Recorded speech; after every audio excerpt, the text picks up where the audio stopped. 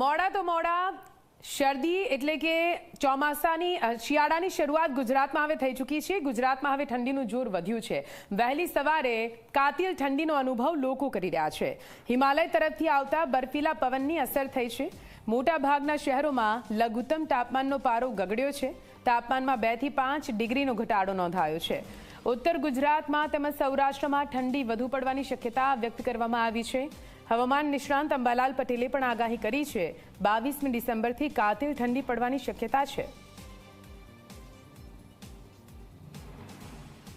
દેશના ઉત્તરીય પર્વતીય પ્રદેશોમાં હિમવર્ષા થયેલ છે, એટલે લગભગ આગામી 72 કલાકમાં ઠંડીનું ઉત્તર ગુજરાતમાં અને પંચમહાલના ભાગોમાં શીતલહેરની શક્યતા છે।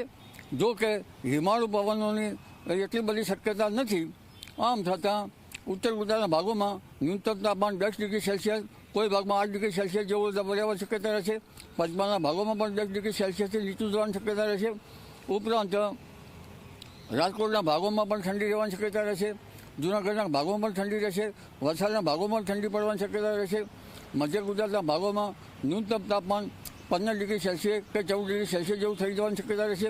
એટલે હવે ઠંડી જોર પકડશે। 22-23-22માં એક બીજો પશ્ચિમી વિક્ષેપ આવશે, જેના કારણે કાતિલ ઠંડીનો વેગ મળશે અને ડિસેમ્બરના અંતથી જાન્યુઆરીની શરૂઆતમાં ગાત્રો સીધોથી ઠંડી પડવાની શક્યતા રહેશે। પરંતુ વેસ્ટર્ન ડિસ્ટર્બન્સ નબળા આવે છે, હજુ નબળા આવી ગયા છે। એટલે ઠંડી અંગે વેસ્ટર્ન ડિસ્ટર્બન્સ લગભગ ડિસેમ્બરના મધ્ય પછી આવવાની શક્યતા ગણી શકાય।